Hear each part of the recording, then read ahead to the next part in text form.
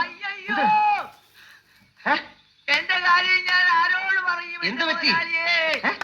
എനിക്കിനി ആരാന്നോ? ആര്? എന്റെ കൊട്ടാരക്കര ഭഗവതി അമ്മേ. എന്ത് പറ്റിയണോ? എന്റെ മോള് പോയ എന്റെ മുതലാളിയെ. എവിടെ എവിടെ?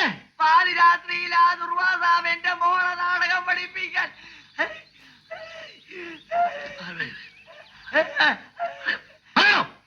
നേരം വിളിച്ചപ്പോ എന്റെ വേണ്ടുമില്ല, ദുർവാസമില്ല. ഇതാ ഇത് എഴുതി വെച്ചു രണ്ടും കൂടെ ഒരു പോക്ക് പോയെന്റെ മോളെ. പ്രിയപ്പെട്ട അച്ഛ, എന്നെ സ്നേഹിക്കുന്ന ഒരു ആത്മാവിനെ ഞാൻ കണ്ടെത്തി. ദുർവാസാവ് കൃഷ്ണൻ കുട്ടിച്ചാട്ടൻ. ഞങ്ങൾ പോകുന്നു.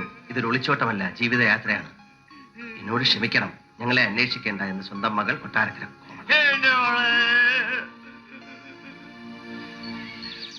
എന്റെ മാതാവേ, ശകുന്തള ദുർവാസാവിന്റെ കൂടെ ഒളിച്ചോടി പോവാന്ന് വെച്ചാൽ ഒരു പുരാണ ബോധമില്ലാത്ത പെണ്ണായി പോയല്ലോ. കലികാലമല്ലേ മേസ്ത്രി, ഇവള് മാറിയാതെ പിച്ചക്കാരന്റെ കൂടെ വരെ ഇറങ്ങി പോകുന്നത്.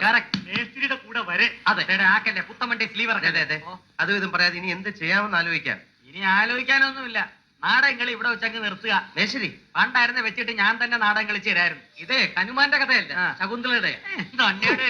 ചേട്ടന്റെ മറ്റേ പാർട്ടി ഉണ്ടല്ലോ, പിന്നെ എന്തിനാ നാടകം നിർത്തണം? മറ്റേ പാർട്ടി വൈജയന്തിമാല. അവര് കൊള്ളാം, ശകുന്തളയ്ക്ക് പറ്റിയതാ.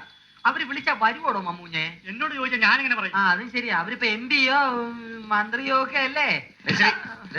തമാശ കളിക്കല്ലേ? ഇന്നലെ ബാറിലിരുന്ന് പറഞ്ഞില്ലേ വൈജയന്തി മാല പോലെ ഒരു പെണ്ണുണ്ടെന്ന്? ബാറിൽ ആര് പറഞ്ഞു? എന്തോ മേശ്ശേരി പറഞ്ഞു. പറഞ്ഞു. അത് വെള്ളത്തിന്റെ പുറത്തല്ലേ.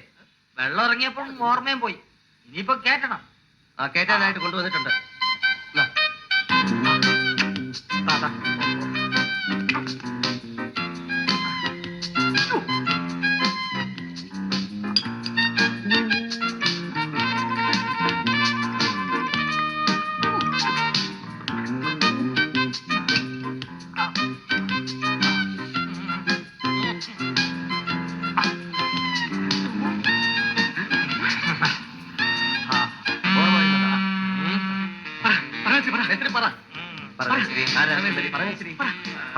ആരാ സുന്ദരി?